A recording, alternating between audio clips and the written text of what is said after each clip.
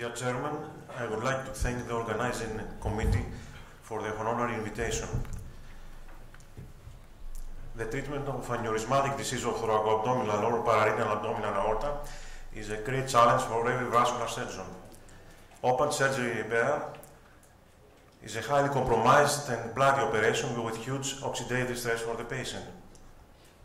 After the first reports of fenestrated stent grafts for the treatment of pararenal abdominal aorta aneurysm, in 2001 it was described a branch device for the treatment of thoracoabdominal aortic aneurysm.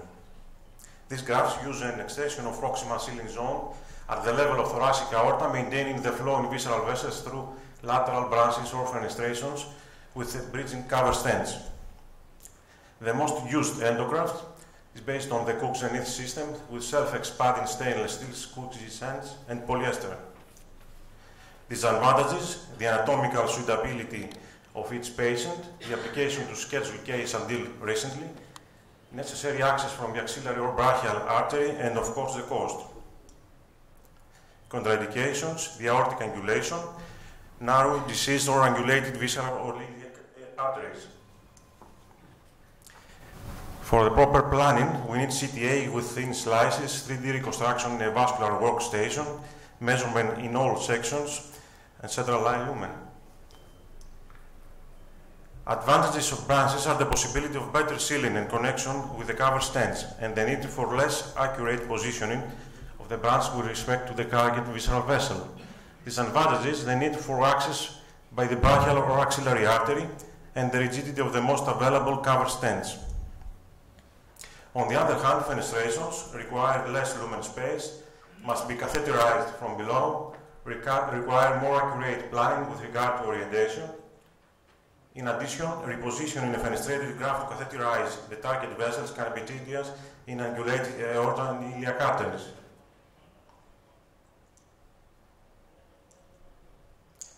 In recent years, there have been some significant improvements in technique, like reinforcement of the lateral branches with needle rings and spiral wires, thinning of the graft at the level of branch arising, giving more space for cannulation, use of self-expanding stents for the reinforcement of overlap and avoid kinking, introduction of cover stents from the axillary artery through 2 Cs, the known trombone technique, for more stability, the use of a through-and-through femoral axillary wire from the introduction of Cs and stents for greater stabilization, preloaded wire into one lateral branch, and the low-profile introduction sheath.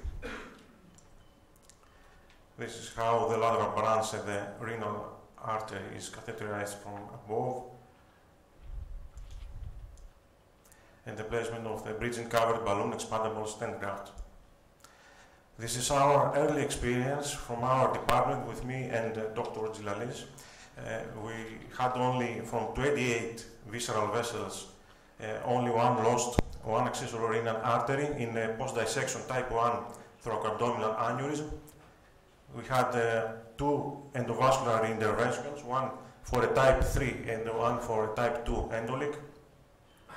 All of our patients are alive without any other complication. This is a type 3 thoracoabdominal from our department. After the graft planning and the measurement, we ordered this custom-made device with 4 branches. This is the markers of the branch,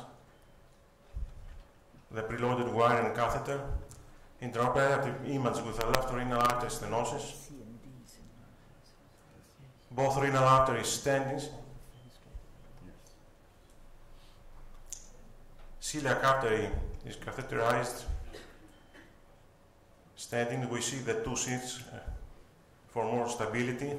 We place the cover balloon expandable stent graft, and then a self-expanding stent for avoid angulation. This SMA stenting and the final angiogram.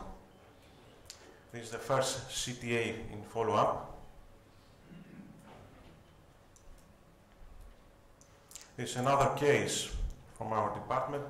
We see 3 accessory renal arteries, the final angiogram, the first CTA, and the second. by fenestrating the branch technique are treated more and more difficult cases. Over 70% of the patients are high risk, and almost the half of them had an aortic open or endovascular repair. While now are treated patients with dissected thoracoabdominal aortic aneurysm and acute cases. Fenestrated branch technique is a feasible treatment option for aneurysms after a previous open or endovascular aortic surgery with low mortality rate. This is another case from our department, pararenal aneurysm after a prior failed EVAR from another hospital. We see the migrated old stent graft. It was a talent. We ordered this fenestrated tube with 3 fenestrations and 1 scallop. This is some intraoperative images with the right renal and SMA catheterized, both renal arteries standing, SMA standing, and ballooning of the overlap between the old and the new stent graft. And this is the final result. CTA before and after. This is another case with a pararenal aneurysm after a prior open abdominal aortic repair with a surgical tube graft. We ordered again a fenestrated tube with 3 fenestrations and 1 scallop. Another case with an 80 years old man with a huge aneurysm and a lot of anatomical difficulties. Some intraoperative images. In the final angiogram, we noticed a reduced flow in the left renal artery because of stenosis of the proximal part of the left renal artery stent. We had catheterized again the stent in the artery, ballooning and restore patency. Fenestrated branch EVAR is feasible for patients with a post-dissection thoracoabdominal aortic aneurysm. It is associated, of course, with additional technical challenges. This is a case from our department again, I mentioned before, type 1 thoracoabdominal. As technical success is defined, the succeeded introduction and expand of the fenestrated branch graft and the absence of any endoleak type 1 and 3, any occlusion of visceral vessel or open conversion. In order to avoid spinal cord ischemia, measurement of pressure and drainage of cerebrospinal fluid is necessary. This is intraoperative and post-operative tactics in order to avoid this complication. In a recent article, we see a low mortality rate and a great reduction in spinal cord ischemia symptoms after the introduction of a standardized protocol. In this review for pararenal aneurysms, we see high primary vessels patency in 1 year vessels patency and a low early mortality rate for this technique. In this table, we see some large series with a fenestrated branch technique for thoracoabdominal aneurysm. We see the largest European series from Nuremberg by my teacher, Professor Verhoeven, with a high technical success rate, 95%, 17% reintervention rate within 2 to 3 years. The majority of them were endovascular procedures with a high technical success rate. The target vessel stent patency remained around now 95% for up to 5 years. And we had an endoleak type 1A only 1.8%. These results are compared totally with the results of open surgery repair from large volume centers like Houston and Coselli. We see a lower early mortality morbidity rate in the endovascular series.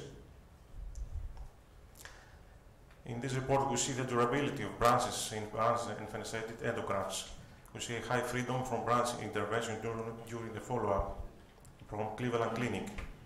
This is the type of endoleak due to fenestration or branch and stent separation, or stent fracture, or stent dislocation. We see a transition from the use of custom-made to standard stent grafts with 4 short branches for the use in acute cases.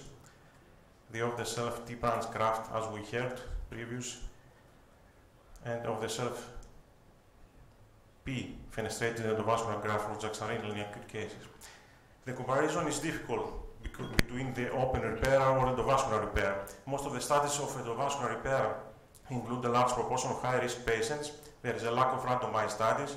Most of the studies with open repair include emergencies and ruptures, and we are still waiting long-term results.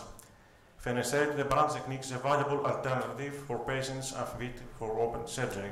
It is an extremely, however, complex operation with many complicated steps. Based on the combined complexities of patient selection, proper planning and manufacturing of the graft, need for outstanding imaging and operating facilities, and the required endovascular skill of physicians, we feel that only highly specialized centers should be allowed to perform this complex procedure. Thank you very much.